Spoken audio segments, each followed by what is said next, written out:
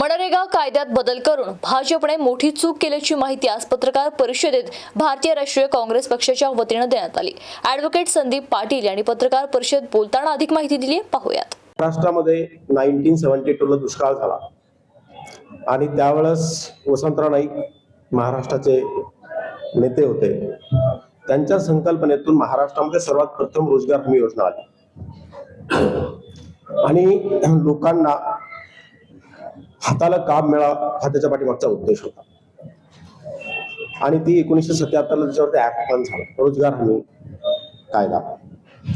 आणि त्याच्यानुसार 2005 मध्ये जेव्हा यूपीए गव्हर्नमेंट फर्स्ट आलं त्यावेळेस एक अशी भूमिका घेण्यात आली की महात्मा गांधीच्या स्वप्नातला भारत, ज्याला आपण म्हणतो की घटकातील सर्वात शेवटचा जो पार्ट आहे, त्याला सन्मानानं जर का जीवन जगायचं असेल तर तो काम करण्यासाठी तयार आहे, परंतु त्याला कामाची खात्री मिळाली पाहिजे। आणि तीच संकल्पना घेऊन हा ऍक्ट बनवण्यात आला, ज्या ऍक्ट मध्ये एम्प्लॉयमेंट गॅरंटी म्हणजे रोजगाराची हमी, ज्यामध्ये 100 दिवस रोजगार मिळेल अशी ती योजना आहे। कोणताही ग्रामीण भागामध्ये राहणारा जो व्यक्ती आहे त्याला असं वाटलं की मला काम करायचंय परंतु मला हाताला काम नाही, अशा वेळेस तो त्याचं नाव रजिस्टर करू शकत होता ग्रामपंचायत मध्ये। रजिस्टर केल्यानंतर 15 दिवसाच्या आतमध्ये त्याला काम देण्याची गॅरंटी सरकारने घेतली होती। वर्षामधून कमीत कमी 100 दिवस त्याला काम मिळेल असं त्याच्यामध्ये प्रोव्हिजन होती। आणि जर त्यानं काम केल्यानंतर बिल आलं की 15 दिवसाच्या आतमध्ये त्याच्या हातात पैसा येईल, हा त्याच्या पाठीमागचा उद्देश होता। मनरेगाचा मेन संकल्पनाच ही आहे की ज्यावेळेस 1947 ला महात्मा गांधीला एक प्रश्न विचारण्यात आला होता की ब्रिटिश सरकार गेलं, आता भारतीय सरकार आलं, आपलं स्वतःचं राज्य आलंय, अशा वेळेस तुम्हाला या सरकारकडनं काय अपेक्षा आहे? तर त्यावेळेस महात्मा गांधीचं एका वाक्यात असं उत्तर होतं की कतार में खड़ा जो आखिरी आदमी है उसके तरफ देख के जो शासन निर्णय लेगा ऐसा शासन चाहिए। आणि म्हणून घटकातला सर्वात शेवटचा जो भाग आहे त्याला डोळ्यासमोर ठेवून हा मनरेगा तयार करण्यात आला होता।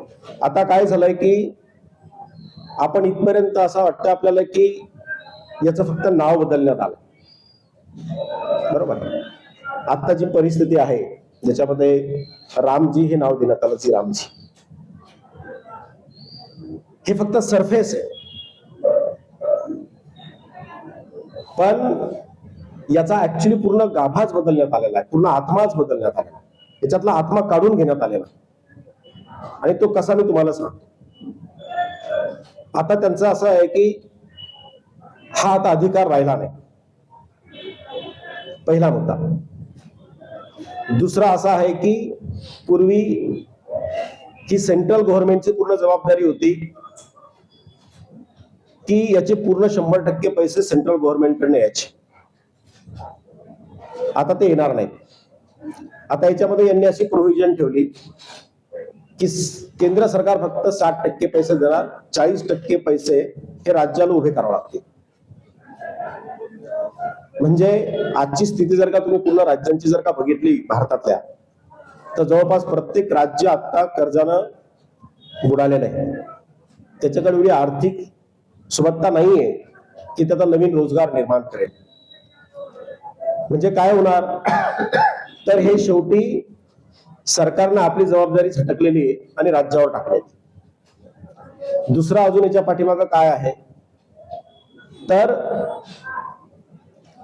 हे आता पूर्वी ग्रामपंचायत असेल, तिथले लोक असतील, ग्रामसभा असेल, त्या लोकांना माहित असायचं की आपल्या आजूबाजूला कोणते कामं करायला पाहिजेत आणि त्यानुसार अहवाल वरती जायचा आणि त्यानुसार मग त्याचे फंड्स रिलीज व्हायचे आणि ते काम करण्यात यायचं।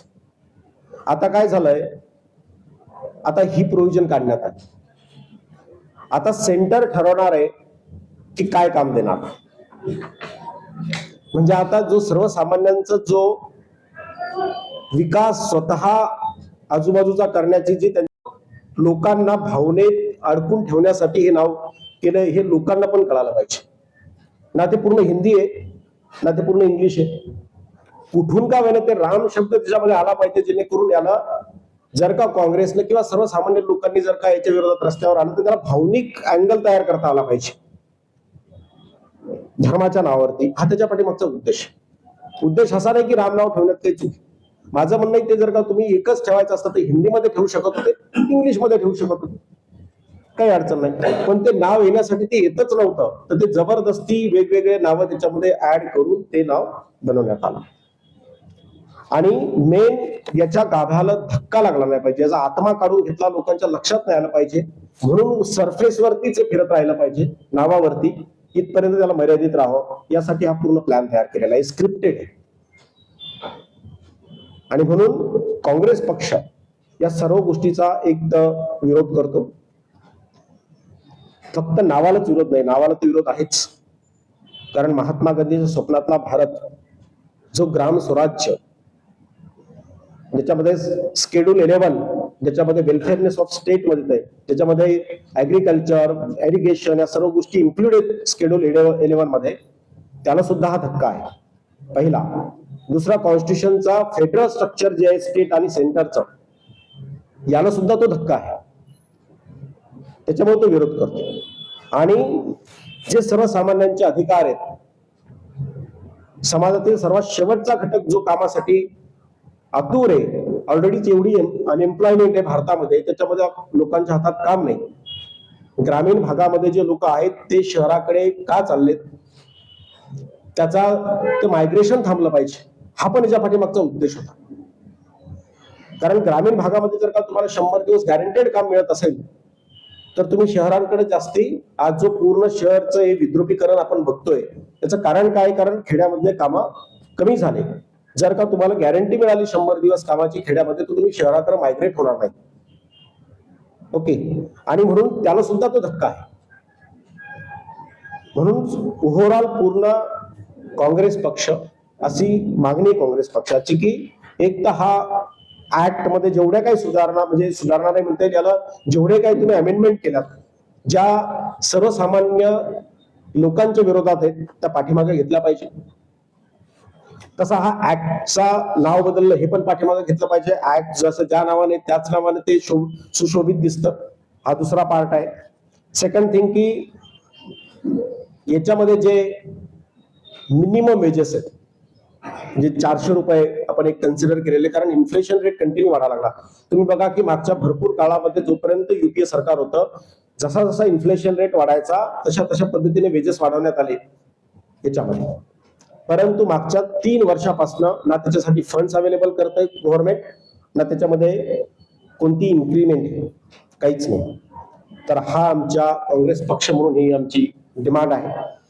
आणि काँग्रेस पक्ष याच्यासाठी सर्वतोपरी तयार आहे. या गोष्टीला विरोध करण्यासाठी, या गोष्टीसाठी आम्ही आमचे उपोषण पण करू. जो महात्मा गांधीजींनी आम्हाला मार्ग दाखवलाय उपोषणाचा, सत्याग्रहाचा, ते आम्ही चालूच राहणार आहे. आणि शेवटी याच्या विरोधात आम्ही रस्त्यावर पण उतरू. हा शेवटी लोकांच्या अधिकारांचा प्रश्न होती. त्याच्या पाठीमागे त्यांना सेंटरला ठेवून जे बनवण्यात आलेलं होतं, आता ते त्याच्यापासून दूर गेलं. आणि आता सेंटर ठरवणार आहे की तुमच्या गावामध्ये काय काम करायचं, कोणत्या स्टेटमध्ये काय काम करायचं. थर्ड असं होतं की याच्यामध्ये मिनिमम वेजेस ऍक्ट ऍप्लिकेबल होता. आता याच्यामध्ये कामाचीच गॅरंटी नाही तर मिनिमम वेजेसचा प्रश्नच होता. आणि अशा प्रकारे म्हणजे पूर्वीचं जे नाव होतं महात्मा गांधी, ज्याला आपण लोकांना असं वाटतं की काँग्रेस त्याच्यासाठी महात्मा गांधीचं नाव बदललं म्हणून रस्त्यावर येईल किंवा बाकीच्या गोष्टी होतील. आणि इथपर्यंतच हा विषय फक्त केंद्रित करण्यासाठी आणि त्याला एक रामजी नाव देऊ, त्याच्यावरतीच हा पूर्ण ऍक्ट फिरवण्यासाठी त्यांनी आतला गाभाला टचच झाला नाही पाहिजे हे नियोजन केलेलं आहे. तर मनरेगाचा जो मेन संकल्पना होती ही संकल्पना याच्यातनं गायब झालेली. हा आता अधिकार राहिलेला नाही. जगामध्ये युरोपियन कंट्रीज काही जर का सोडल्या राईट टू वर्क वाल्या, ज्याच्यामध्ये इंग्लंड सर्वात फर्स्ट आहे, त्याच्यानंतर भारतात ही पहिली संकल्पना होती ज्याच्यामध्ये राईट टू वर्क आहे. म्हणजे सन्मानानं जीवन जगण्यासाठी मी काम करायला तयार आहे, मला फक्त काम द्या, मला सन्मानानं जीवन जगायचं. तर हा याच्यातला गाभा काढून घेण्यात आलेला आहे.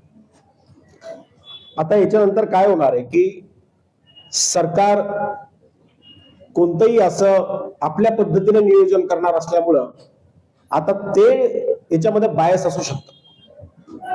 कारण जिथं सेंटर गव्हर्नमेंट जे म्हणजे ज्या पक्षाचं आहे, ज्या पक्षाचं राज्य सरकार आहे तिकडे जरा फंड्स जास्ती जातील. कारण आता सेंटरच्या हातात एकट्याच्या आहे, खालून अहवाल जाणार नाही, खालून ते मानणार नाही.